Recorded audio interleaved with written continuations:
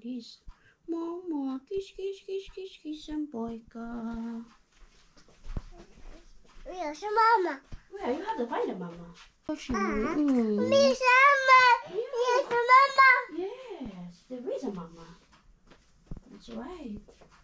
Mama's ass. Where's Mama? Where's the mama? You have to find the mama. Mama. Mama loves to hug Lumi. And kiss. A hug? A hug? Mama always hug you. Love you. Hilig mo sa books early in the morning. Tuk, tuk, tuk, tuk. I love you so much.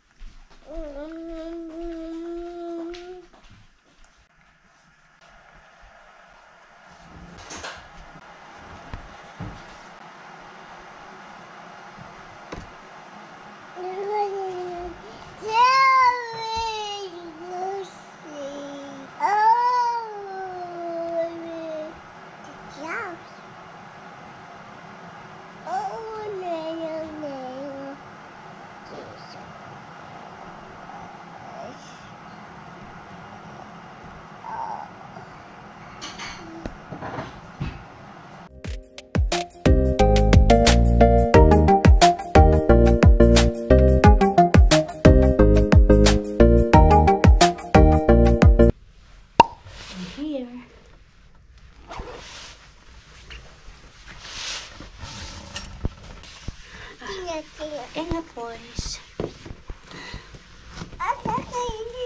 Halari boys.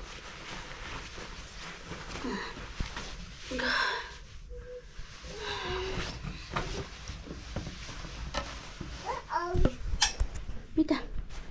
Why? Pasak-pasak na ang bata-bata sa daycare. 7:35. Dito ba? Batang ayaw maghugas ng kamay. Hindi kailangan required. Tingnan nyo yung toilet nila dito mga madi. Oh. Ganito yung toilet ng mga bata. So mayroon talaga extra pati sa loob. Tapos may mga upuan para maabot nila. Tapos dito may upuan para maabot. Tapos dito si Lumi. Ito yung kaya niya. Tapos may mga patis. Nandito yung mga diapers. Ay, yung kay Lumi. Marami pa naman. Dali na anak. Asan yung kay Lumi? Ito yung kay Lumi. Oh. May pati pa siya. Yung iba kasi malalaki na. Kaya na nila mag-toilet dyan. Wash, wash, wash. Kailangan maging independent ang mga bata dito eh. Good job, Kuta. Oh, saipo ah. Diba?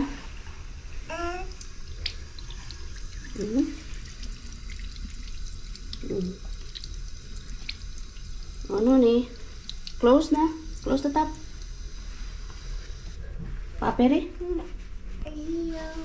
No. Ayan, naihatid ko na ang Lumi mga madi. It's time for myself naman. At nakakatawa ang Lumi kasi hindi na siya natatakot doon sa kinakatakutan niya na nursery worker. Friend na sila. Lumalapit na talaga siya. Ang saya niya ngayon pumasok. Excited na lagi siya pumasok. Puwera kahapon. Kasi dalawa pala yung kinakatakutan niya dyan. Yung isang matanda din. So dalawang matanda yan sila na kinakatakutan niya na napapansin ko. Pero ngayon, yung kahapon, natakot siya. Ayaw niya pumasok sa loob. Pero pumasok pa rin siya. Wala na nasakilitan na nangyari. Tapos ngayon, ang saya niya. Pakiay-kiay pa siyang pumasok. Sabi nga ng nursery worker, ang ganda ng mood. Ang saya. For sure. Kayang-kaya niya ngayong araw na to. Ang saya niya. Kumikiay-kiay. Masaya-saya siya. Nakakatawa ang Lumi. So ngayon, mag-ano ako, habat kay dumating ang ating dalaw. So, naiinitan ako. Kailangan ko maghabat. Tapos itong kasabakay natin. Hiwa-hiwain. Ay, actually, nakahiwa na yan eh. I-ready ko to bago ko makalimutan. Kasi ibibigay natin to sa mga kaklase natin ngayong araw na to. At magtira tayo para sa mga kaibigan natin. Maraming hiwa naman yan. Maraming slices. Kaya, kasyang-kasya yan. Finally, umaraw mga made. For how many days na laging nag-ulan-ulan ba? Salamat Lord, binigyan kami ng araw na araw today. And today is Friday. Tapos na yung klase natin mga made. Pero hindi muna tayo uuwi. Daan tayo dito sa Rosta. Tingin-tingin tayo kung anong makita natin dito. Kailangan ko ng more. Kailangan ko ng more Christmas lights. So, para matapos na yung ating Christmas tree. Paano man to, oy? Gusto ko same kulay yung ano namin sa bahay. Glance. Magkano to? 10 euros. Mahal man. Mahalis man, guys. Gusto kong bilan ng bagong ano si Lumi. Toothbrush. Pero gusto ko sana yung ano, yung electric toothbrush ba. Pwede na ako sa mga pabango mga madi. Pero nagmahal man siya. 9.92. Ito yung mura. 7 euros. Pero hindi man tayo sa pabango dapat. Kailangan ko ng toothbrush for Lumi. Ano kaya ito? Deep pore cleanser. Toothbrush na pang bata. Ay, ito. Ito na lang muna sa ngayon. Saka na ako bibili ng electric. Ay, ito dapat 3 to 5. 3 to 5 years old. 269. Okay, pwede ito. Bunny. Magugustuhan to ni Lumi. Toothpaste. Ito yata yung toothpaste na pang bata. Whitening stain removal. Clemix dapat. Clemix. Wala yata silang Clemix. Ayoko nang mag-ano ng yung kurtina namin na red. Yung short lang siya. Hindi siya yung long. Hindi ko na kailangan ng kurtina. Ang ganda sana nito, oh. Pang Christmas lang. Hindi ba? Nice. Kaya lang mahal. 8 euros. 6 euros. Wag na dear. Bili tayo pala mga madi ng pang exchange gift. Kasi may darating tayo na Christmas party. Doon tayo sa Lahti, Kinarona. First Christmas tree na aatindan natin. Ay, Christmas party. Ito sana yung gusto ko din. Ano ba? I-exchange gift kasi worth of 30 euros. Original price nito 30. Tapos kapag nakaano ka, member ka, 20 euros na lang. Kasave ka ng 10 euros. Pero madami pa naman siya. Saka na lang siguro ako kukuhain. Bibili. Sarap bumili ng mga ganito, oh. Kaya lang si Lumi lang magkakalat nito. Yung malaki ko na ganito, oh. Pinagaano niya, ginagawa niyang laruan. Akala niya laruan, i-display man yun. Kaya wag na lang siguro. Wag na lang yarn. Milk. May bata bumili dito na nang hihingi. Milk.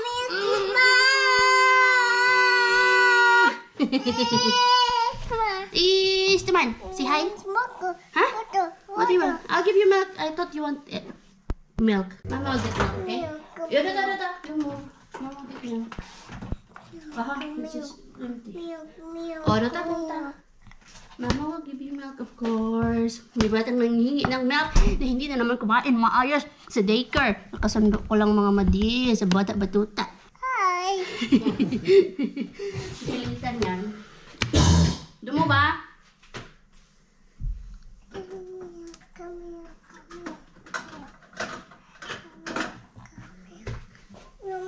Yes, my love. Mama will pour some milk. Why are you so pretty, man? Huh? Why are you so pretty? So pretty. I'm pretty. Not yet. Hindi amin. Ay, ito siya. Ora ta ko ta. Lete ta Lisa. Lisa, milk. Lisa, may tuwa. May tuwa. Nakakatuwa pa naman tong batang ito. Kasi marami niya nga siyang alam. Tapos, alam niya na kung paano magsabi ng kini, close, obi kini, obi auki, door close, door open. Kasi madami na po talaga siyang alam na finish. Ay, nakakatuwa. Pero yung iba mga made, yung parts of the body, alam niya. May sasasun silmat, Lumi? Silmat? May sasasun silmat. Hiyoksit? Korvat? Nena? May sasasun nena? Nena. May sasasun su. Sun hampat. May sasasun kadet. May sasasun yalat. Wow! May sasasun napa. Napa now. Gusto niya ipakita yung ano niya, yung puso niya. Yeah. Sormet. May sasasun sormet. No, hiba. Dito siya natuto mga madi. Yung parts of the body and finish. Tapos alam niya na mag-count ng 1 to 20. Kung dati 1 to 10 lang, ngayon 1 to 20 na. Batang to kasi bago matulog What do you want? Bago matulog magbibilang, kumakanta, nag-i-ABCD. Basta matutulog na lang. Marami pa siya mga patalastas kasi kaya instead of 7:30, naging 8:30 na po yung tulog niya mga mandi. Tapos mahilig nga siya magbasa ng libro. I'll give you a nut curry. You want nut curry? Yeah, curry. Lisa. May to Lisa. Mickey Mouse mo naka Mickey Mouse man. Man. That cute.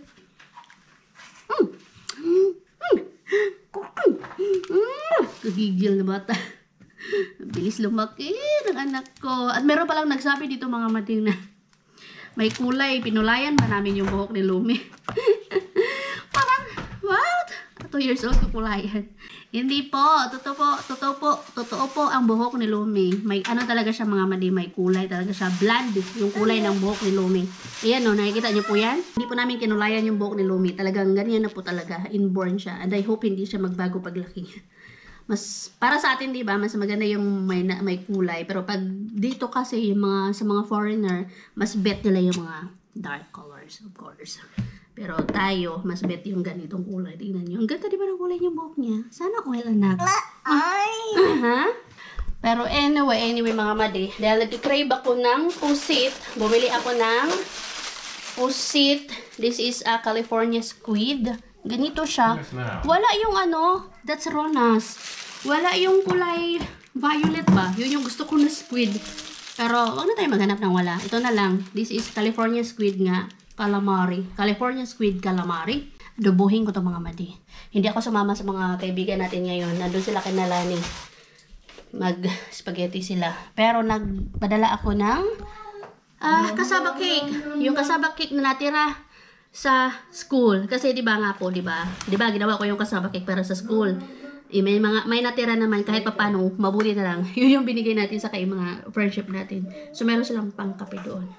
So, yes. Anyways, kanina pala mga madi, wala akong nakita na maganda na Christmas lights na same ng Christmas lights dito. Kaya baka bukas maghanap ulit ako para matapos na talaga yung ano natin dyan, Christmas tree. And the same time kasi inaantay ko na makabili pa ulit ako ng yung poinsettia na golden. Kaya lang 10 pieces lang pala siya. Meron nakalagay 30 pieces pero kasama na yung steam at din yung clip. Ayoko naman hindi ko naman ginagamit yung clip tsaka steam. Yung flowers lang talaga yung ginagamit ko. Pero anyway, ano ba yung gagawin ko? Maghuhugas ako ng kaldero na natira dito.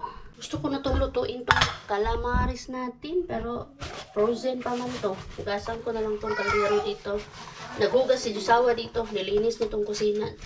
Tapos nagtupi ng nilaban ko ng mga nakaraan. Paglagay na naman sa mga lagayan ang kailangan kong gawin. Pero at least diba, natupi na siya mga mali. Nabawasan yung gawain natin sa bahay. Pwede kaya ibabad yung ano mali? Frozen na squid sa tubig? Or hayaan ko lang siya na ma-defrost itself.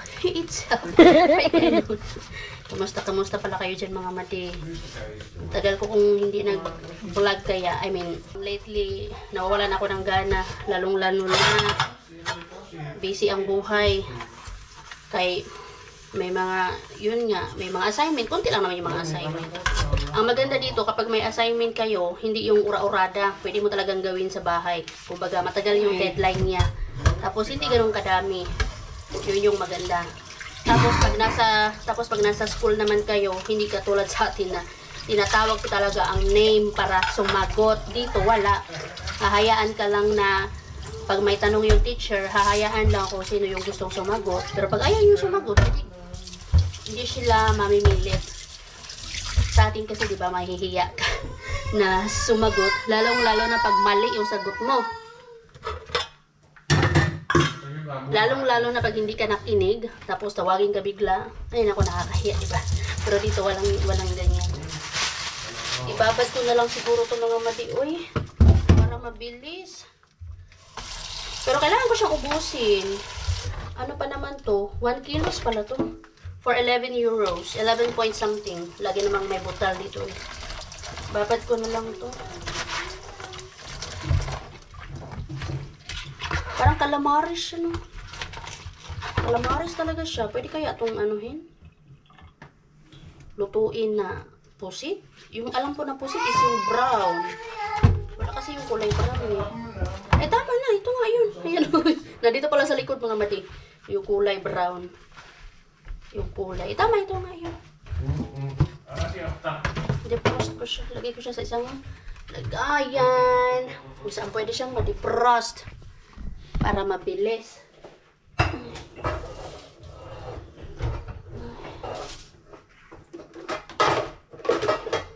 Susawa na ang bahala kay Lumi. Isus, kumuha pa ako ng lagayan. Ang kunti. Hindi naman kasi yung ating calamares. First time ko magluto dito mga mali. Dahil i-crave ako, Gora. Tingin tayo sa Facebook Academy. Lalaro na madama. Hawa.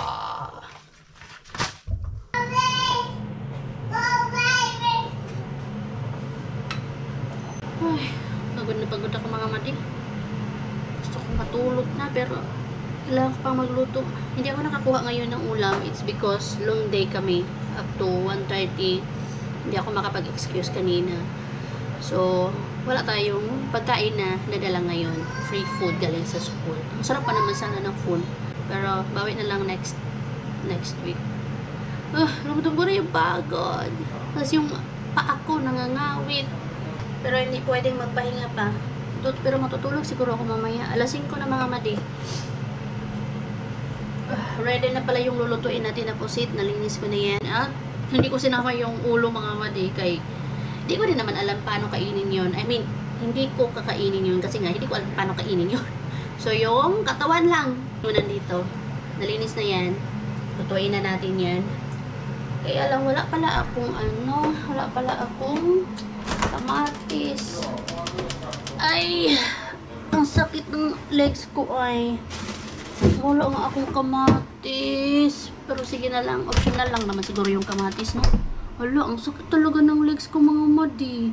Namanas kasi yung legs ko. Hindi ko maipakita sa inyo. As in, nagulat nga ako kay Mr. kahapon. Tinanong ko siya.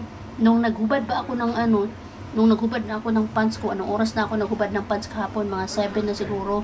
Galing sa school ba? 7 na ako naghubad. Tapos napansin ko, yung legs ko, lumubo talaga mga madi. Pag umupo ako, ramdam ko talaga siya. Tapos, mas malala dito sa left side ko. Kay, yung ngalay effect, hindi nga ako halos makaakyat kanina sa hagdanan ba. As in, hanggang ngayon, namamaga pa rin. Hindi ko siya maipakita sa inyo. Hindi ko rin siya makuha ng picture kasi nahihirapan ako. So, nung tinanong ko nga si Mr. kahapon, nung napansin ko na namamaga siya, sabi ko, akala ko, tumaba ako. Tinanong ko siya. Sabi ko, Mister, tumaba ba ako? Tingnan mo yung legs ko. Nag-ano siya, parang yung lumubo. Sabi ba naman yan sa akin, Balulog din ang reply ni Mr. mga madi. Kaya alam niyo ba ang sinabi niya? Patandaan mo lang niya.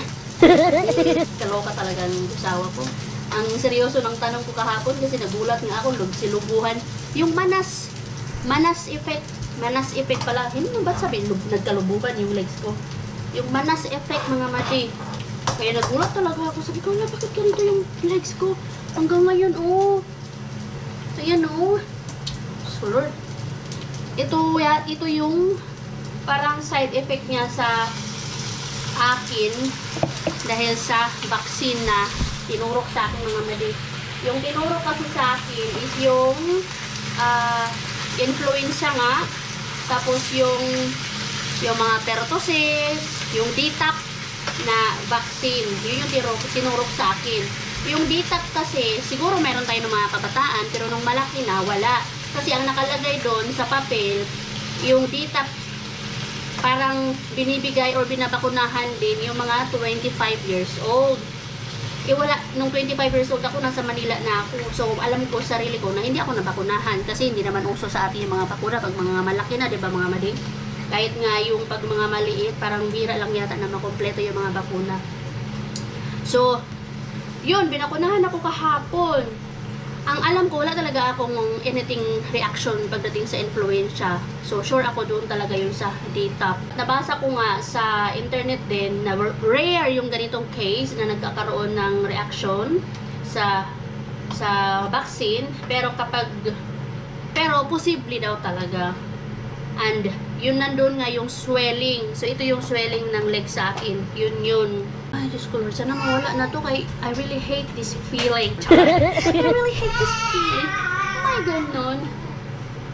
Si Josawa, inugasan niya si Lumi kay nag-upo. May taras ba, ha? Maybe let her wear the short for a while so she doesn't have to keep on. No, mother twice a month.